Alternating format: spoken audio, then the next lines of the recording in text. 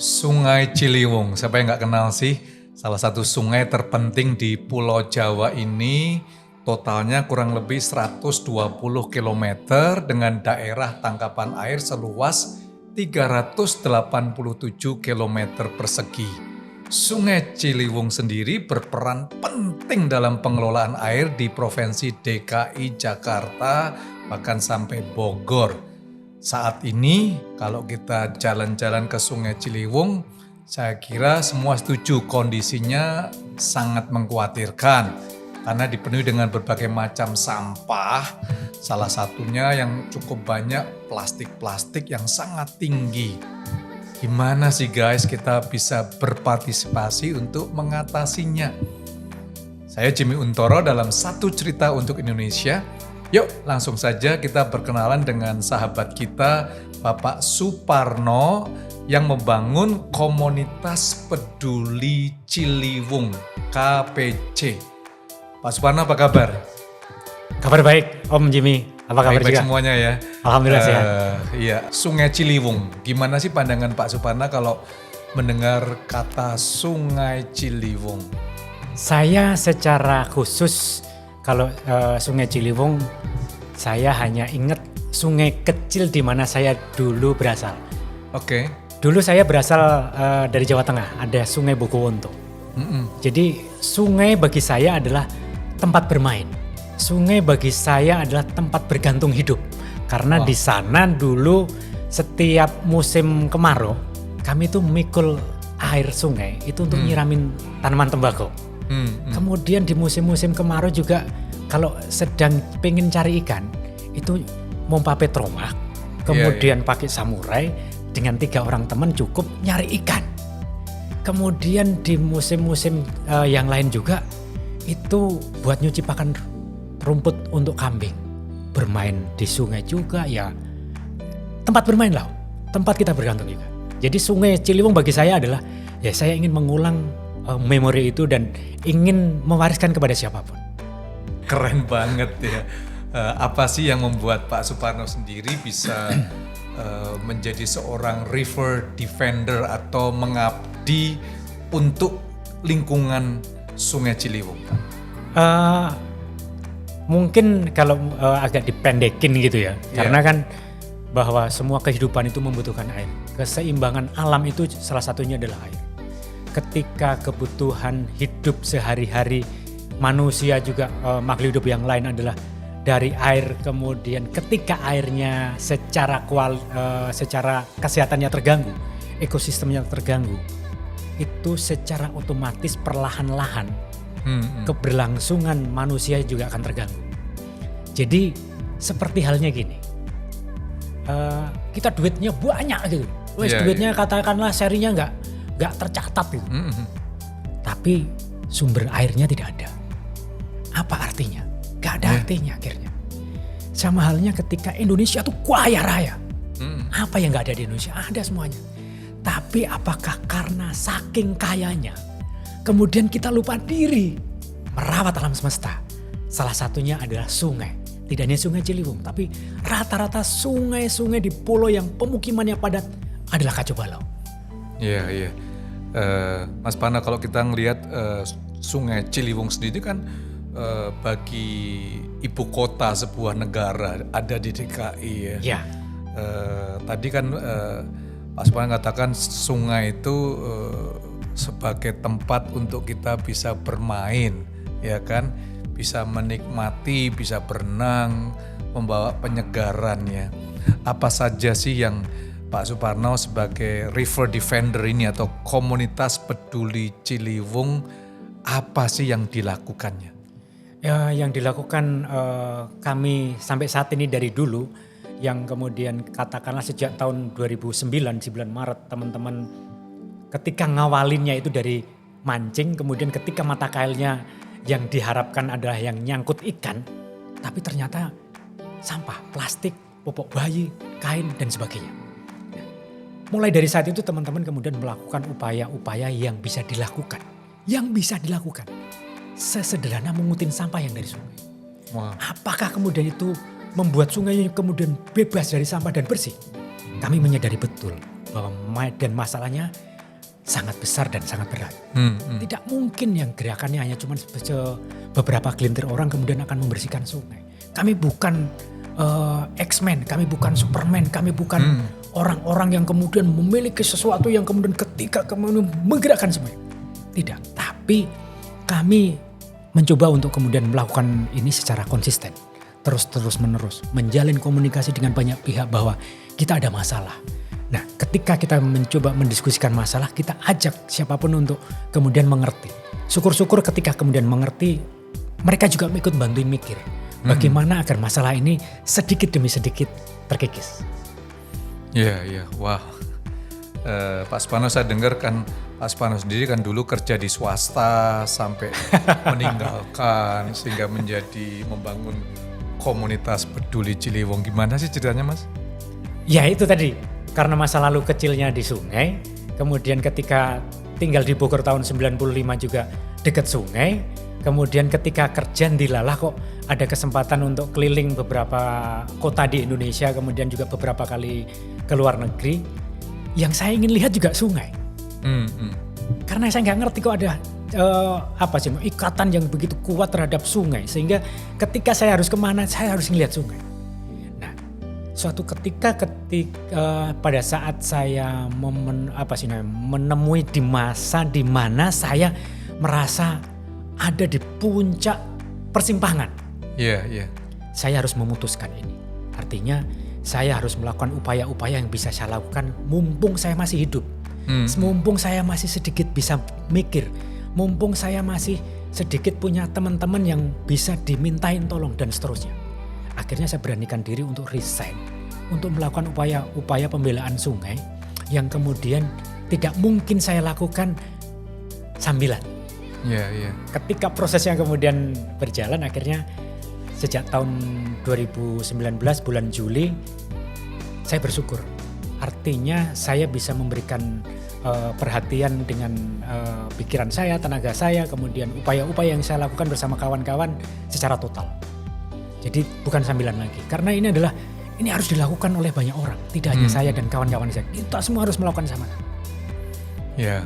Dan Pak Suparno akan nemenin kita sekaligus menjelaskan Sungai Ciliwung dan kegiatan daripada komunitas peduli Ciliwung. Yuk kita jalan-jalan sebentar.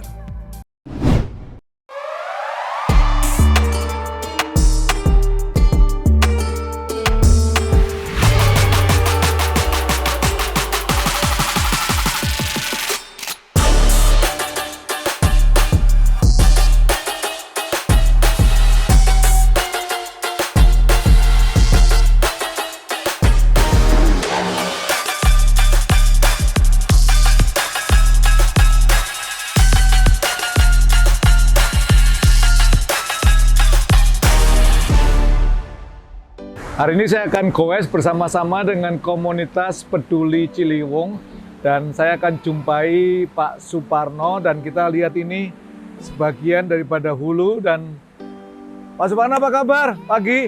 Selamat pagi Om. Wah, udah mantap nih. Gimana? Sehat-sehat semuanya? Seger kan? Jadi hari ini kita kemana aja nih, Pak Suparno? Nanti kita dari titik ini, kita akan jalan-jalan ke bawah. Jalan-jalan ke bawah. Kita akan berusaha semaksimal mungkin jalannya ada di pinggir sungai. Oke. Karena memang kita ingin main-main di pinggir sungai. Iya. Kemudian nanti kita akan lewatin kampung, kemudian kita akan lewatin titik-titik yang biasanya selama ini dengan teman-teman pesepeda dilalui. Siap. Jadi kita akan berakhir di sebuah delta yang di situ mudah-mudahan relatif bisa buat kita ngobrol-ngobrol lagi. Jadi kita akan melihat masa depannya. Ini teman-teman Pak Suparno dengan teman-teman komunitas peduli Ciliwung. Kita bayangkan Ciliwung someday seperti di Korea Selatan, seperti di Belanda, Jepang, gitu ya. Dan ini kita perlu ribuan teman-teman seperti Pak Suparno sebagai pahlawan komunitas peduli Ciliwung dan juga kebijakan pemerintah lokal maupun pusat untuk mengupayakan dan mendidik kita semuanya menjadikan sungai menjadi sarana wisata yang sehat. Yuk, Pak Suparno siap? Kita harus sama-sama memuliakan sungai. Nah, ini nanti kita akan ngobrol bareng ya, memuliakan sungai. Oke, kita siap. mulai. Oke. Ya, Pak Parno, terima kasih dan juga sahabat kita Om Roni sebagai salah satu komunitas peduli Ciliwung Dan Bike to Work. dan Bike to Work. Oke, sekarang hari ini kemana nih? Kita seperti yang kita rencanain. Iya, 100 kilo Fondo ya. Waduh, Kelilingin seluruh Ciliwung 120 kilo. Wih, keren gitu. Ini tantangan itu kayaknya. Tantangan. Kita buat nanti ya. Siap, siap.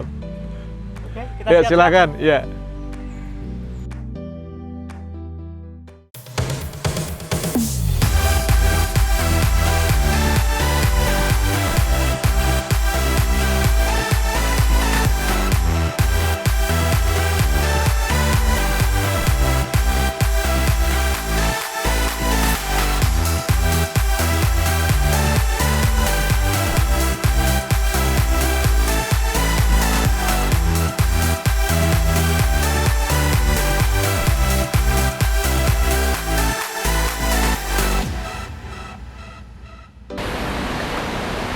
Saya Iya. cerita salah satu problem kita hari ini.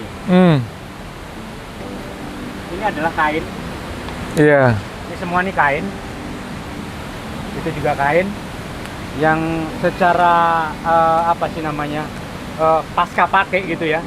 Ini jadi masalah karena sampai saat ini belum ada teknologi yang secara khusus mengelola dan mengolah pakaian atau tekstil bekas, terutama yang banyak mengandung polyester. Iya, iya. Ya, ini adalah tantangan kita semua, bagaimana secara bersama-sama lewat riset dan seterusnya ada sebuah teknologi yang bisa menjawab masalah yang kita lihat di hadapan kita.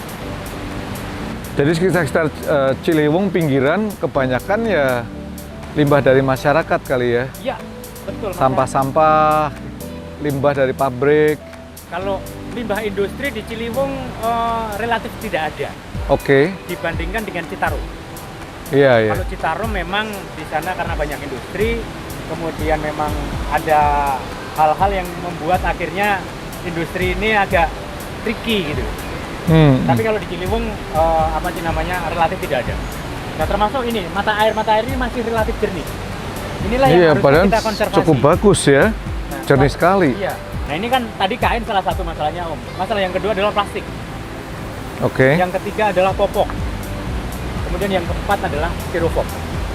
Itu yang secara problem yang memang sampai saat ini masih kita temui. Jadi beberapa kali tempat ini dibersihkan, begitu sungai meluap, ya kotor lagi seperti itu. Itu yang di Batang PT Cina itu adalah sampah-sampah yang terbawa arus kemarin pas seminggu yang lalu. Tapi waktu dibersih cuma taruh situ aja, nggak langsung dibuang ya? Dibersihkan, diangkat, dimasukkan karung, kemudian diangkut oleh petugas pengangkutan sampah. Iya, iya. Kebayang kalau tempat ini bersih, relatif bersih ya. Kalau ada daun-daun udah biasa lah namanya alami. Kemudian kita bisa ya duduk, istirahat, diskusi, belajar dan sebagainya. Bayangkan tempat tepi ini dari sungai ya. Hari ini sungainya deras sekali ya, Pak Parno ya? Asik ini kalau buat traveling asik. Iya, Buat iya. kano masih asik. Ini kayaknya ideal Om Roni. Saya bisa bayangkan ya. Tadi kita ngobrol sini bersih gitu ya. Ngopi gitu Ini ya. kalau kita di Belanda banyak sekali. Sepeda berhenti sebentar setelah 10 kilo. Duduk ngopi. Iya. Teman-teman kita udah jalan kurang lebih berapa kilo? Udah 20 kilo nih. Kita masih kurang lebih 80 kilo. Sepanjang Sungai Ciliwung. Tantangan. Jadi Pak Parno, tantangan utama dari teman-teman apa ya? Pahlawan-pahlawan peduli Ciliwung ini apa? Yang jelas adalah pertama edukasi yang Edukasi masyarakat. edukasi masyarakat. Edukasi ini kan nggak bisa hit and run. Edukasi ini seperti kita minum obat tuh. Oke. Pagi kita minum, siang kita minum, sore sebelum tidur kita minum. Ini proses awal ya. Tapi setelah masyarakatnya sudah mulai ngerti, mungkin obatnya yang tadinya sehari 3 kali menjadi 1 kali. Atau setelah benar-benar sehat, ya sudah nggak minum obat lagi. Tapi ini kan nggak bisa dilakukan oleh hanya pihak-pihak tertentu, semua kita. Iya, iya. Jadi mulai dari Bogor ya, atau puncak sebenarnya, puncak ya. Jadi berapa banyak teman-teman peduli Ciliwung mulai dari puncak Kalau sampai Jakarta. Depok, mana lagi nih Ya kalau larinya, komunitas ya. komunitasnya? Komunitas itu dari hulu sampai hilir itu mungkin sekitar yang aktif itu mungkin sekitar 20 sampai 30-an komunitas. Sangat Kalau kurang ya. Jumlah orangnya ya nggak bisa dipastiin karena sifatnya voluntary ya, ketika misalnya memang di arrange secara khusus yang bisa banyak bisa. Kalau di Bogor pernah sampai 2.000 sampai 3.000 orang itu turun ke sungai. Iya. Karena memang kita mencoba membangun awareness, salah satunya dari kegiatan-kegiatan yang sifatnya memang peran dan keterlibatan masyarakatnya banyak. Nah itu kan tadi dari sisi edukasi. Kemudian dari sisi selanjutnya adalah infrastruktur. Oke. Setelah edukasi jalan, berarti juga infrastruktur untuk ngimbangin ketika kita mencoba merubah kultur, itu juga harus disiapkan. Jadi bayangan daripada Pak Suparno infrastruktur seperti apa? Misalnya nih, Ya. saya sudah milah sampah dari rumah. Oke. Kemudian katakanlah sesimpel sampah organik dan anorganik. Ketika sudah dipilah, kemudian petugas yang ngangkutinnya itu juga ngerti. Jadi jangan dicampur lagi. Oke, katakanlah gerobaknya dibikin dua dua bagian. Ini sampah basah juga ini sampah kering. Jadi treatmentnya juga sama nanti di hilirnya. Jadi ketika di TPS, kemudian juga nanti di proses selanjutnya di TPS 3R itu juga tidak dicampur. Tapi memang sudah dibilang ini akan sangat membantu. Dan saya pikir inilah kerja cerdas yang harus kita kita impikan bareng-bareng gitu. Iya. Bayangkan ya Pak Suparno ini Shan, perumahannya oke punya lah itu ya. Riverview. Beberapa Riverview apartemen ya. Teman-teman lihat tuh jembatan gantung ya. Ini jembatan saya yakin dibuat oleh masyarakat sekitar sini sendiri kali ya. Ya, sama pemerintah. Sama pemerintah ya. Ya, Ini cukup unik, view-nya cukup indah. Kita foto-foto dulu yuk. Ayo. Nah, santai.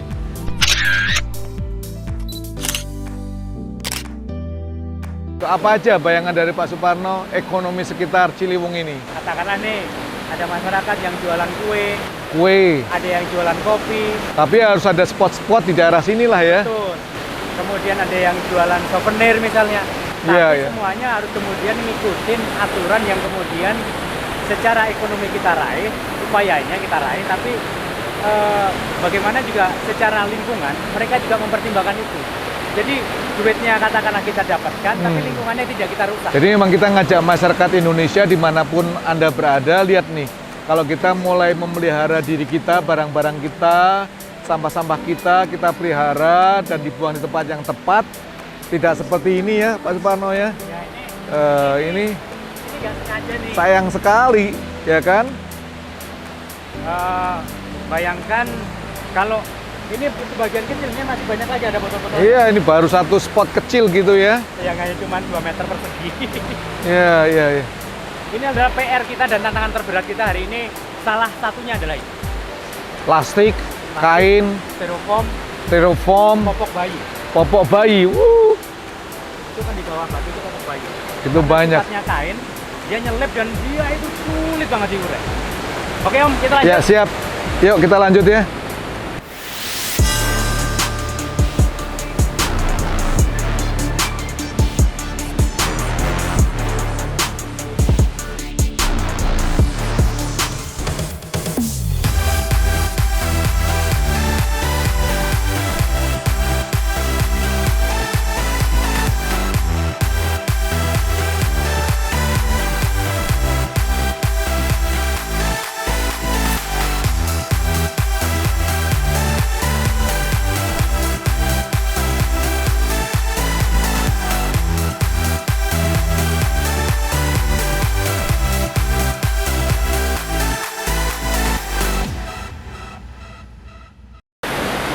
Teman-teman lihat begitu banyak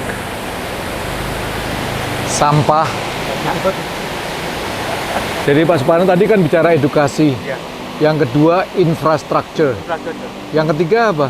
Ya, teknologi. Teknologi ya. Teknologi itu juga harus penting. Karena teknologi yang bisa membantu dan menjawab masalah-masalah hari ini. Jadi masalahnya gimana? Itu kan teknologi, Ya. infrastruktur. Harusnya dari teman-teman yang ada di pemerintahan ya. Ya, artinya Padahal kalau ngelihat mau belajar dari Belanda aja nih sungai ini bisa dilakukan dengan mudah. ya bayangkan nih plastik, kain. Ini kan nggak mungkin diselesaikan cuma begitu saja. Harus ada teknologi yang bisa menyelesaikan kain, popok, plastik, styrofoam. Artinya material-material itu kan dihasilkan dari industri. Kemudian ada bahan dasarnya. Kita kembalikan saja bagaimana katakanlah nih ada teman-teman yang secara khusus melakukan riset, melakukan penelitian, dan dia memang ada di dunia itu, dalami satu-satu. Iya, iya. Jadi begitu pentingnya teman-teman ya, darurat sampah. Itu salah satu treatment untuk mengubah pola pikir dari teman-teman, masyarakat, dimanapun kita berada ya. Padahal sungai itu adalah sumber di mana air kita minum setiap hari supaya sehat, ya kan? Mandi, mencuci, menyiram. dan ini salah satu keindahan yang harus kita pelihara sebenarnya ya. Kita telah jalan kurang lebih hampir berapa ini? 25 kilo nih Pak Suparno ya. Kita lanjut ya. Oke, siap. Yuk.